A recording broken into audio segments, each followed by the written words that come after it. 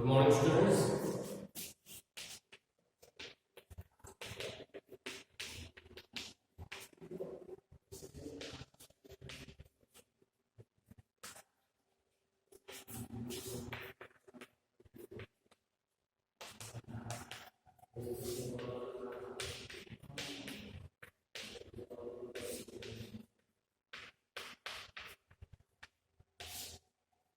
इसके अंदर first paper physical geography हम पढ़ रहे हैं, जिसमें आज इस क्लास के अंदर हम एक नए टॉपिक को शुरू कर रहे हैं।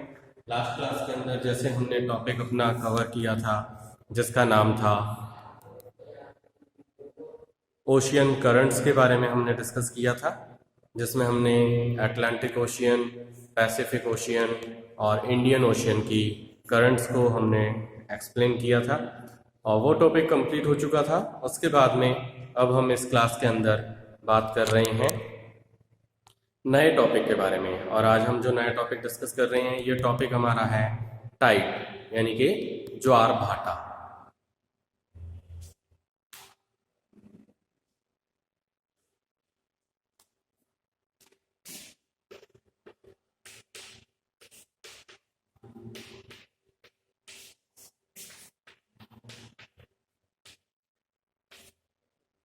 टाइड्स के बारे में हम बात कर रहे हैं, ज्वार भाटा के बारे में। तो सबसे पहले ज्वार भाटा होता क्या है कि महासागरीय जो गतियां होती हैं उसमें लहर, तरंगें, धाराएं और ज्वार भाटा ही सबसे महत्वपूर्ण पार्ट होते हैं। यानी कि वेव्स चलती हैं, ओशियनिक करंट्स चलती हैं, वेव्स के साथ साथ टाइड्स जो है ये भी एक महत्वपूर्ण पार्ट होता है महासागरीय जल के अंदर।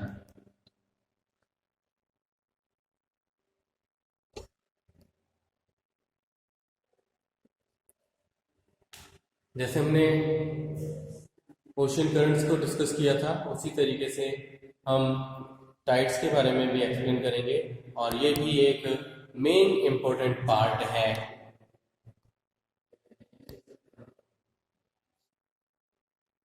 इस ओशियनोग्राफी यूनिट के अंदर।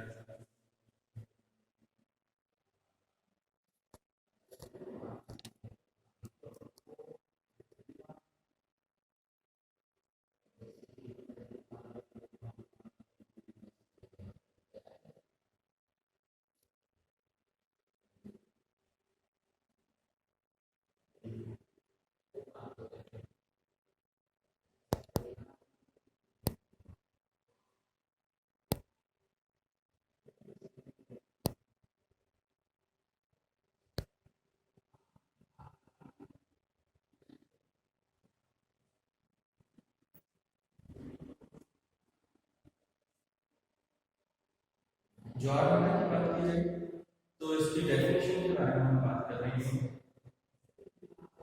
सूर्य और चंद्रमा की जो अट्रैक्शन फोर्सेस होते हैं, यानी कि इनकी जो आकर्षण शक्ति है, उसके कारण महासागरीय जल जो है वो उसके ऊपर उठना और उसका नीचे गिरने की प्रोसेस को ज्वार भाटे के नाम से जाना जाता है।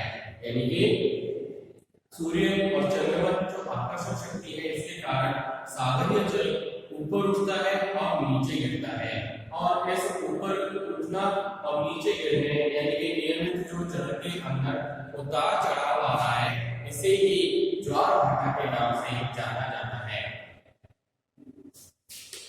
तो इसकी डेफिनेशन की बात कर रहे हैं हम। सूर्य और चंद्रमा की अट्रैक्शन फोर्स यानी कि आकर्षण शक्ति के कारण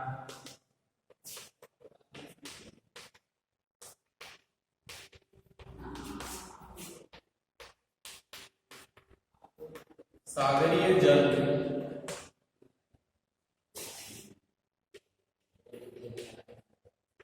होने वाले नियमित उतार चढ़ाव को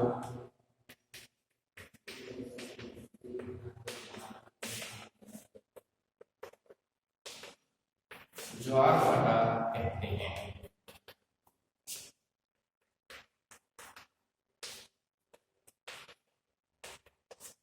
इसकी डेफिनेशन है कि सूर्य और चंद्रमा के अंदर जो पावर होती है, जो दोनों ही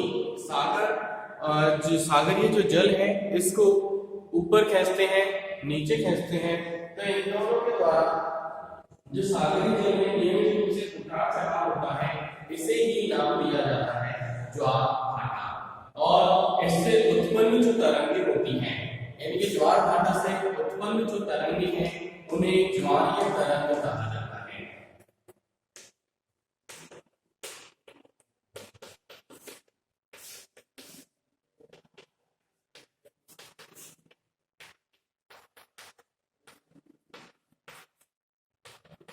इससे उत्पन्न जो तरंगें हैं, इनको ज्वारीय तरंग कहा जाता है।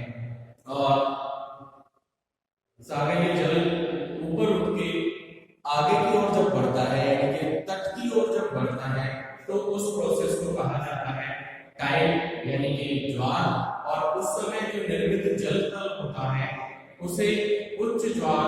और सागरीय जल जब वापस नीचे गिरता है, यानी कि सागर की ओर पीछे लौटता है, तो उसे कहा जाता है एब, यानी कि भाटा उसे कहा जाता है। और उससे निर्मित जो जल तल होता है, उसे कहा जाता है निम्न ज्वार। जैसे हम बात कर रहे हैं कि ये कोई सरफेस है, इसके ऊपर यहां तटीय क्षेत्र है ये, तो जब सागर का जल इस दिशा में आगे जा रहा है, ऊपर उठ रहा है, तो इसको बोला जाता है ज्वार, यानी कि टाइड इसे बोला जाता है। और इस समय जो निर्मित जल का तल होता है, इसे बोला जाता है हाई टाइड, यानी कि इसको बोला जाता है उच्च ज्वार, इसे बोला जाता है। क्यों? क्योंकि इसके और ज्वार के बीच का जो तल है, उसमें अंतर मैक्सिमम है, इसलिए इसको हाई टाइड यानी कि उच्च ज्वार के नाम से जाना जाता है। और ये जब यहाँ पहुंच गया है उच्च ज्वार की स्थिति पे, हाई टाइड पे, तो ये वापस भी लौटेगा। और ये लौटेगा कहाँ? सागर की ओर वापस लौटेगा ये जल।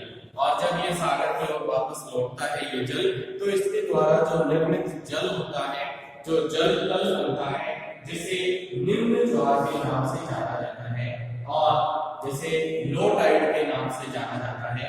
और इस स्थिति को बोला जाता है भाटा, यानी कि इसे एब बोला जाता है।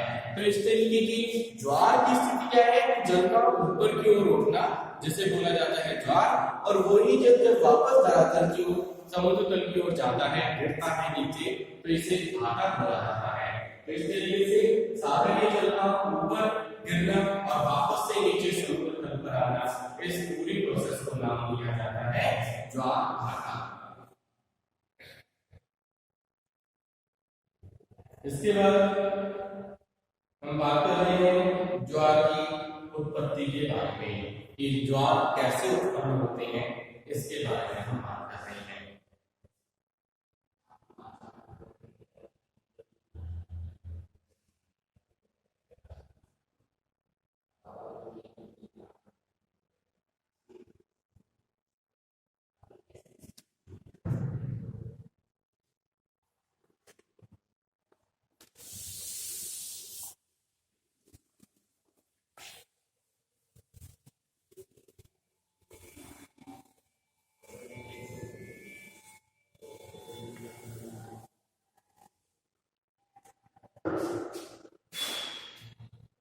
नेक्स्ट हम बात कर रहे हैं ज्वार की उत्पत्ति के बारे में।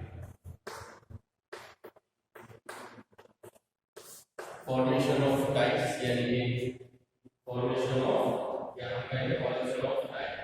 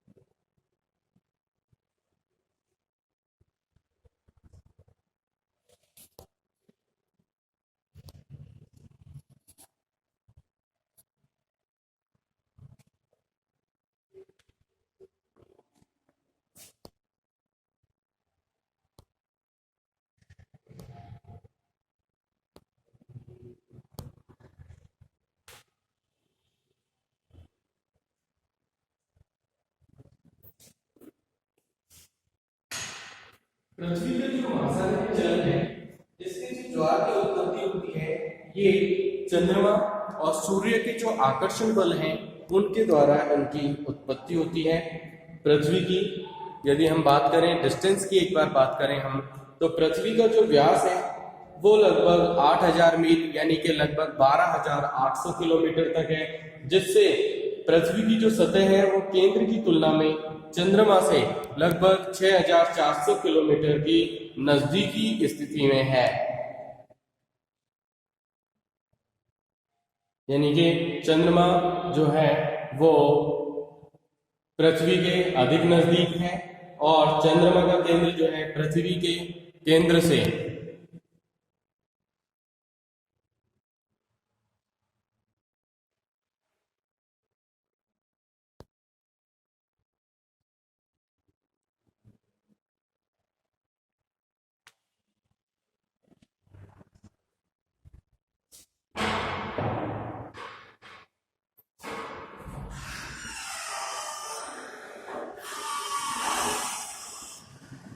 एक बार हम चंद्रमा और पृथ्वी के बीच की जो औसत डिस्टेंस है इसके बारे में हम एक बार जानकारी लेते हैं कि पृथ्वी जो है चंद्रमा और पृथ्वी के बीच की जो औसत दूरी है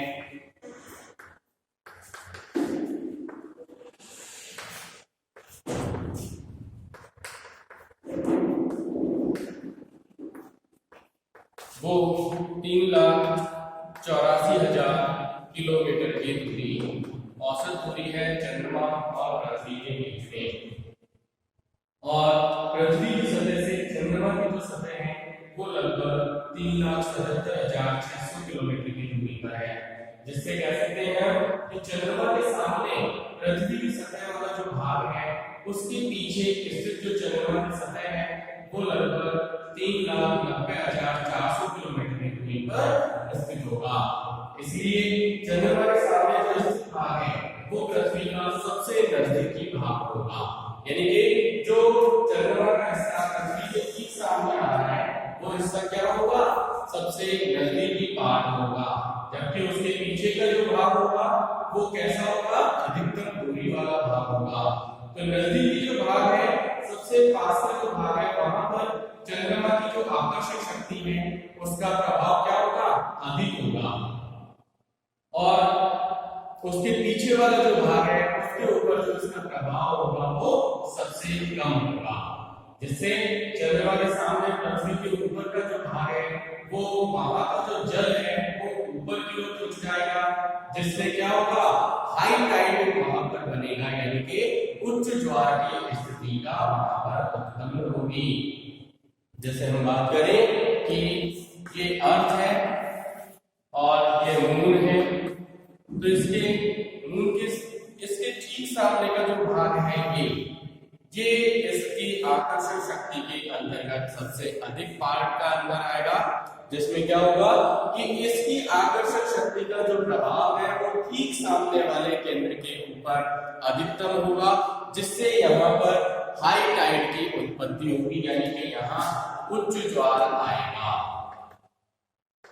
कहां, जहां इसकी किरणें पहुंचेंगी आकर्षण शक्ति का प्रभाव आएगा, जबकि इसके पीछे का जो क्षेत्र होगा वहां पर निम्न रूप में या बहुत ही कम मात्रा में इसकी आकर्षण शक्ति का प्रभाव होगा और वहां पर निम्न ज्वार की स्थिति उत्पन्न होगी।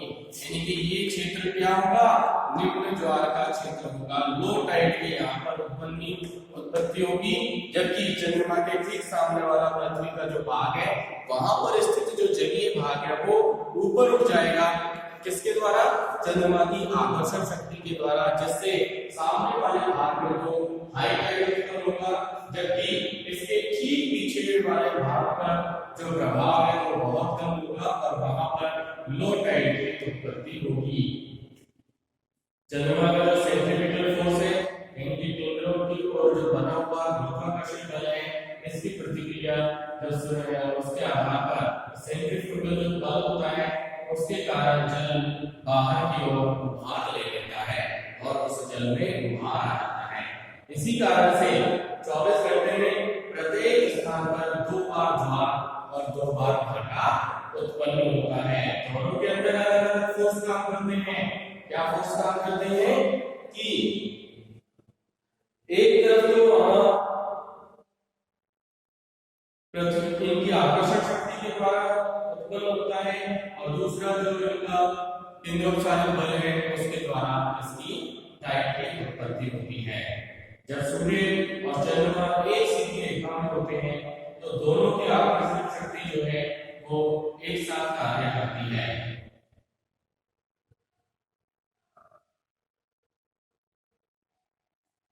और इसके द्वारा जैसे हम कहें कि मून यहाँ है और यहाँ पे सन है, तो ये भी इस जल को इधर ही खींचेगा सूर्य के द्वारा, और मून भी इधर ही है तो ये भी इस जल को इधर ही खींचेगा। तो इससे क्या होगा, इससे ये होगा कि ये जल के ऊपर दो बल कार्य कर रहे हैं, सूर्य का भी और चंद्रमा का भी, जिसके कारण ये जल बहुत अधिक ऊंचाई तक उठ जाएगा। इसलिए यहाँ पर हाई टाइड की उत्पत्ति होगी। और ऐसी स्थिति जो होती है ये मुख्य रूप से पूर्णमासी और अमावस्या की स्थिति होती है, जब पृथ्वी के ठीक सामने चंद्रमा और सूर्य की स्थिति होती है, जिससे हाई टाइड की उत्पत्ति होती है। दोनों का जो प्रभाव होता है उसके द्वारा पृथ्वी के ठीक सामने वाले क्षेत्र से जो जल है वो अधिकतम ऊंचाई तक ऊपर उठ जाता है। और ये स्थिति प्रत्येक महीने की पूर्णमासी और अमावस्या की स्थिति को उत्पन्न करती है। और इसके अपोजिट की यदि बात की जाए दूसरी स्थिति की, तो जब सूर्य, पृथ्वी और चंद्रमा ये मिलकर के एक संपूर्ण का निर्माण करते हैं, यानी कि ये पृथ्वी है, यहाँ सूर्य है और यहाँ मून है, तो ये स्थिति जब बनती है यानी कि एक 90 डिग्री एंगल जब बनता है इन तीनों के बीच में, तो सूर्य और चंद्रमा जो है इनकी आकर्षण बल एक दूसरे के अपोजिट कार्य करते हैं। कैसे करते हैं, सूर्य इसको अपनी तरफ खींचेगा और चंद्रमा इसको अपनी तरफ खींचेगा, तो ये दोनों एक दूसरे के विपरीत दिशा में कार्य करते हैं, जिससे ना तो इसका ही फोर्स अधिक काम कर पाएगा ना इसका ही फोर्स अधिक काम कर पाएगा। तो इस स्थिति के कारण लो टाइड यहाँ पर उत्पन्न होते हैं। यहाँ हाई टाइड आएगा और इस स्थिति में लो टाइड की उत्पत्ति होगी। जब ये दोनों तीनों के बीच में 90 डिग्री का यानी कि संपूर्ण की स्थिति बनेगी तो लो टाइड की स्थिति उत्पन्न होगी, और जब ये तीनों एक ही दिशा में होंगी तो क्या बनेगा, हाई टाइड की स्थिति उत्पन्न होगी। ये स्थिति कब होती है, अमावस्या और पूर्णमासी की स्थिति है।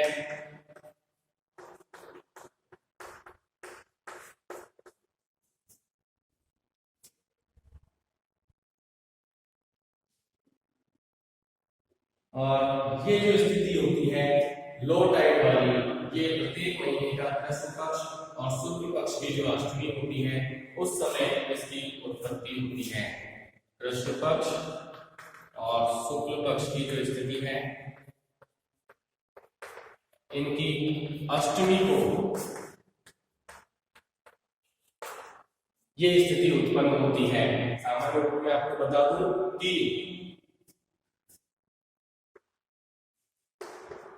पृथ्वी ऐसे है और सूर्य की रोशनी यदि इधर से जा रही है और इस दिशा में लगातार चक्कर काट रहा होता है कौन, चंद्रमा, तो ये मून की स्थिति है।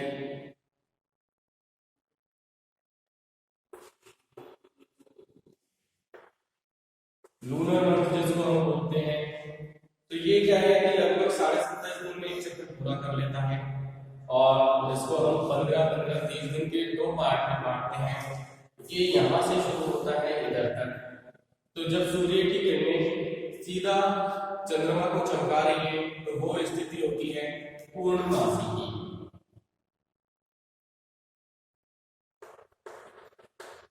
पूर्णिमा के दिन चंद्रमा कैसा होता है, पूरा दिखाई देता है, जो यहाँ से जब पृथ्वी की चक्कर करते हुए आगे बढ़ता है तो लगभग 7.5 दिन बाद यहाँ पहुंचता है, और ये इसके ठीक सामने होता है। ये 7.5 दिन की स्थिति होती है, और इतना ही समय पार करके चंद्रमा चंद्रमा जो है वो पृथ्वी के ठीक अपोजिट स्थिति में आ जाता है, जहां सूर्य की किरणों के प्रकाश को पृथ्वी के द्वारा रोक लिया जाता है, जिससे चंद्रमा के ऊपर रोशनी नहीं पहुंच पाती और चंद्रमा क्या है, छुपा रहता है, दिखाई नहीं देता है। ये स्थिति जो है ये बनती है अमावस्या की। तो हम यही बात कर रहे थे कि ये जो हाई टाइड की स्थिति है ये प्रत्येक पूर्णिमा और प्रत्येक अमावस्या को बनती है, जब पृथ्वी, सूर्य और चंद्रमा तीनों एक सीध में होते हैं। तो क्या ये स्थिति बन रही है, नहीं बन रही है? पूर्णमासी की बात करें हम तो यहाँ तक की बात करेंगे सूर्य, चंद्रमा और पृथ्वी, और इसी तरीके से हम बात करेंगे पूर्णिमा की, अमावस्या की। तो ये यहाँ से आ गया सूर्य, पृथ्वी और चंद्रमा। तो ये तीनों एक सीध में जब होंगे, चाहे वो पूर्णिमा की स्थिति हो यहाँ और चाहे वो अमावस्या की स्थिति हो यहाँ, तो इस स्थिति में हाई टाइड की प्रेजेंस होगी, हाई टाइड यहाँ पर उत्पत्ति होगी। और जो हम बात कर रहे हैं फिर यहाँ 15 दिन पे पहुंच गया है, यहाँ से वापस ठीक 7.5 दिन और यानी कि लगभग 22.5 दिनों में चंद्रमा यहाँ इस स्थिति में आ जाता है। अब स्थिति क्या हुई कि चंद्रमा, पृथ्वी और सूर्य ये तीनों के द्वारा एक 90 डिग्री का एंगल बना या नहीं बना, ये बन जाएगा। तो इसीलिए हमने लिखा है कृष्ण पक्ष और शुक्ल पक्ष की अष्टमी के दिन, ये अष्टमी होगा 7.5 दिन के बाद वाला पार्ट, यानी कि अष्टमी का पार्ट, चाहे वो यहाँ हो चाहे वो यहाँ हो, इस स्थिति में 90 डिग्री का एंगल इन तीनों के बीच में बनता है, जिससे यहाँ पर लो टाइड की स्थिति उत्पन्न होती है। तो इस तरीके से यह आपको समझ में आया होगा कि शुक्ल पक्ष, कृष्ण पक्ष क्या है और इनकी सप्तमी, अष्टमी, पूर्णिमा और अमावस्या की क्या स्थिति होती है इसके बारे में।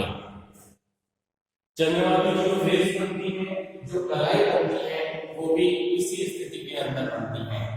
कैसे बनती है? जैसे हम लोग देखते हैं कभी तो चंद्रमा इतना सा पार्ट दिखाई देता है, कभी चंद्रमा इतना दिखाई देता है, कभी चंद्रमा पूरा दिखाई देता है। वो सब इन्हीं कलाओं की वजह से है कि इनका जो चंद्रमा का जो परिक्रमण पथ है, जो उसके कारण पृथ्वी से देखने पर हमें ये अलग अलग दिशाओं में दिखाई देता है। तो इस स्थिति में इन अवस्थाओं के अंदर ज्वार की उत्पत्ति होती है।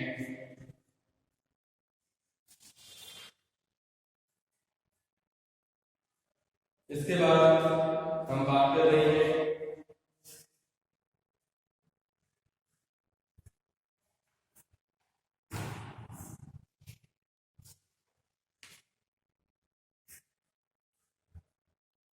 ज्वार के समय के बारे में कि कब किस स्थिति में ज्वार की स्थिति क्या रहेगी, कब ज्वार की उत्पत्ति होगी, उसके बारे में। तो इसके बाद नेक्स्ट हम बात कर रहे हैं ज्वार का समय, यानी टाइम ऑफ टाइम।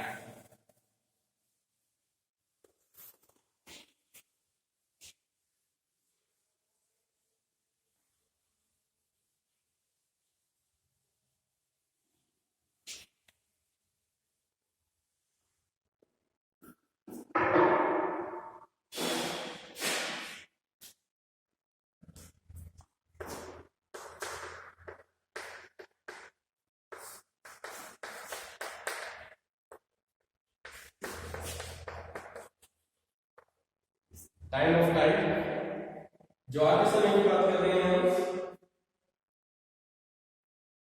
किसी स्थान पर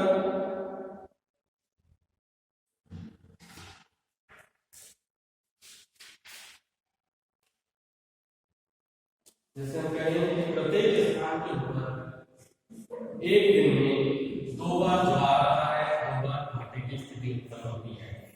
लेकिन पृथ्वी के ऊपर लगभग 24 घंटे में एक चक्कर पूरा कर लेती है।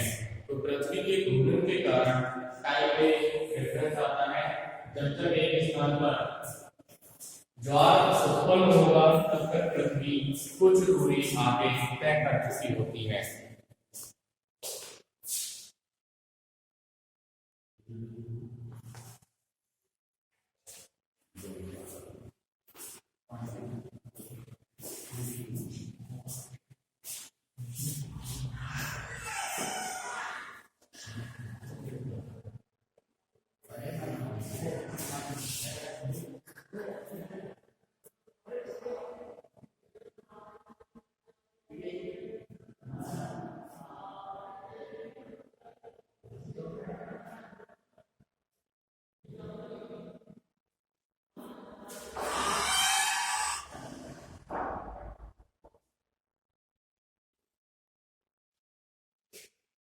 तो पृथ्वी अपनी धुरी के ऊपर लगभग अपनी एक्सिस पे 24 घंटे में एक चक्कर पूरा कर लेती है।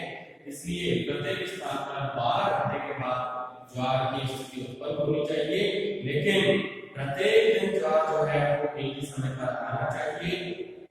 लेकिन वास्तविक रूप में ऐसा नहीं होता है। कारण क्या है कि प्रतिदिन ज्वार जो है वो लगभग 26 मिनट की देरी से आता है।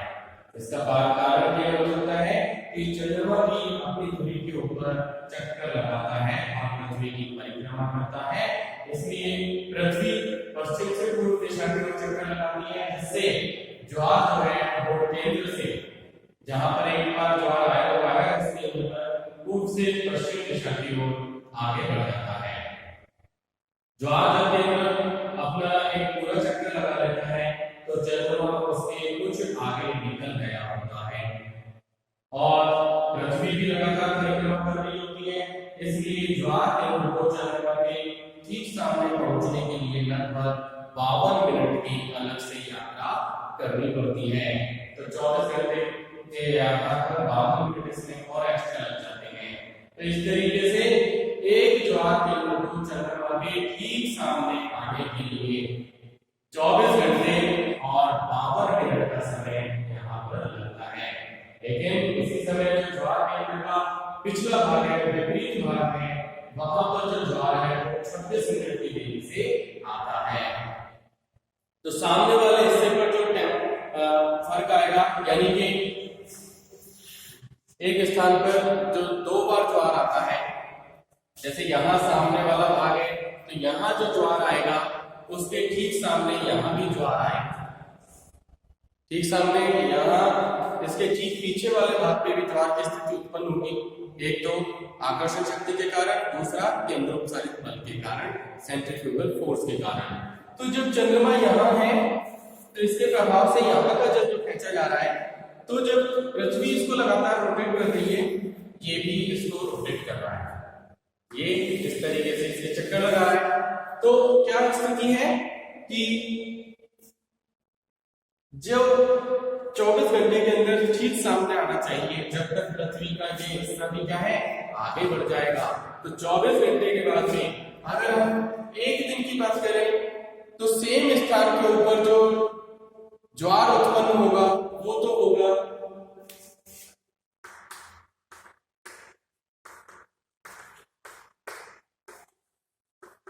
एक ही स्थान के ऊपर जो ज्वार की उत्पत्ति होगी वो तो होगी ठीक 24 घंटे और 52 मिनट के बाद। यदि इसके ठीक विपरीत स्थान की बात की जाए तो ये तो पूरा चक्कर को लगाने में कितना टाइम लग रहा है, 24 घंटे का, 52 मिनट का डिफरेंस आगे हो जाता है। लेकिन जब इसी स्थान पर, इसके ठीक विपरीत स्थान पर जो दूसरा ज्वार आएगा वो यहां से इसको पार करने में 26 मिनट का डिफरेंस आता है, यानी कि पूरे चक्कर लगाने में तो 52 मिनट का डिफरेंस है, तो ये तो इसको आधा चक्कर ही हुआ। आधा चक्कर कितने मिनट में हुआ, 26 मिनट के डिफरेंस में हुआ। तो दूसरा यानी कि विपरीत स्थान के ऊपर जो ज्वार आएगा ये 26 मिनट का डिफरेंस इसमें आ जाएगा, जबकि एक ही स्थान के ऊपर जो ज्वार बनेगा वो 52 मिनट के डिफरेंस में आएगा। लेकिन यहाँ आधे चक्कर की बात की जा रही है, यानी कि उसके विपरीत स्थान की बात की जा रही है, तो वहां पर जो डिफरेंस आएगा वो 26 मिनट का डिफरेंस आ जाएगा। तो इस तरीके से इसी स्थान के ऊपर जो ज्वार आता है वो उसी स्थान पर जब दूसरा ज्वार आएगा तो वो लगभग 24 घंटे 52 मिनट की देरी पे आता है। लेकिन चंद्रमा 24 घंटे में 12 डिग्री 2 मिनट अपने परिक्रमण पथ पर आगे चला जाता है, जिसके कारण ये 52 मिनट का अंतर आता है। और किसी स्थान पर आने वाले जो दो सीरियल से जो दो टाइप है, यानी कि दो क्रम से दो जो ज्वार आ रहे हैं, इनमें 12 घंटे 26 मिनट का अंतर पाया जाता है। दो प्रत्यक्ष या दो अप्रत्यक्ष ज्वार की बात की जाए तो उनके बीच में 24 घंटे 52 मिनट का अंतर पाया जाता है।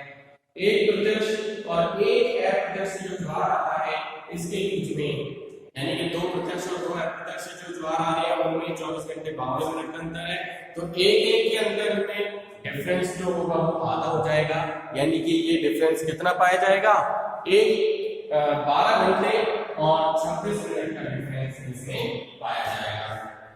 तो इस तरीके से ज्वार भाटा का टाइम जो है वो इस तरीके से होता है। इसके बाद नेक्स्ट में बात कर रहे हैं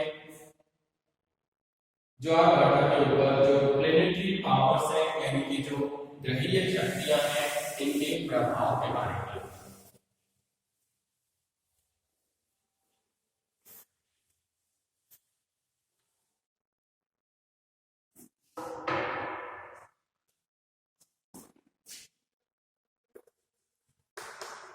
ज्वार भाटा के ऊपर ग्रहीय शक्ति के प्रभाव को हम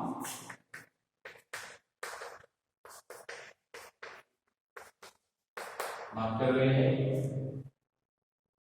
सबसे पहले हम बात करते हैं पृथ्वी की रोटेशन के बारे में, यानी कि पृथ्वी की घूर्णन गति के बारे में।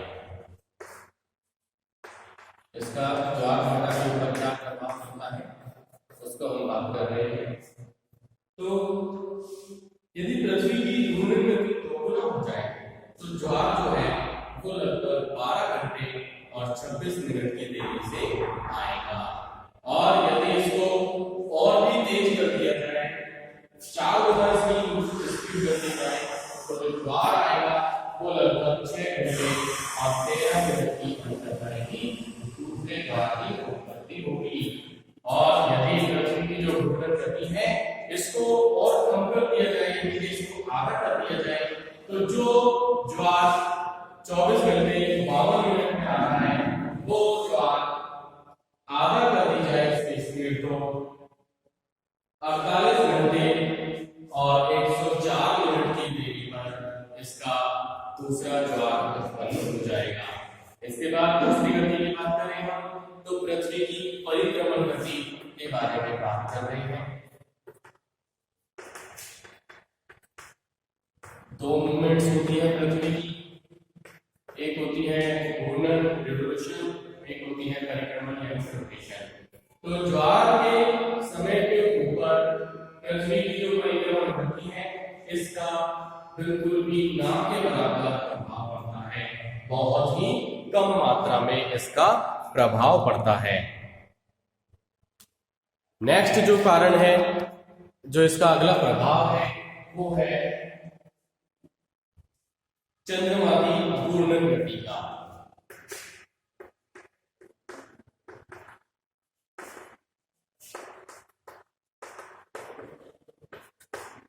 नेक्स्ट प्रभाव जो है वो है चंद्रमा की घूर्णन गति, यानी कि चंद्रमा की जो घूर्णन गति होती है उसके ऊपर ज्वार के समय का, ज्वार का जो समय होता है उसके ऊपर चंद्रमा की घूर्णन गति का कोई भी प्रभाव नहीं पड़ता है। और इसके बाद में है चंद्रमा की परिक्रमण गति, rotation and revolution movements of earth and moons, ये प्रभाव है। तो चंद्रमा की जो परिक्रमण गति है यदि इसको दोगुना कर दिया जाए तो जो ज्वार आने वाला समय होता है एक ही स्थान पर वो लगभग 24 घंटे 104 मिनट का फर्क पड़ जाएगा। और यदि इसकी गति को 4 गुना कर दिया जाए तो ज्वार के समय में आने वाला जो अंतर है वो 24 घंटे 208 मिनट का हो जाएगा। और यदि इसकी गति को कम कर दिया जाए, यानी इसकी गति जो वर्तमान में है उससे आधी कर दी जाए, तो इसकी गति 24 ज्वार उत्पन्न होगा दूसरा वो 24 घंटे और 26 मिनट के अंदर उत्पन्न होगा। तो इस तरीके से ये इनकी प्लेनेटरी जो पावर्स है उनका इफेक्ट आता है ज्वार के टाइम के ऊपर।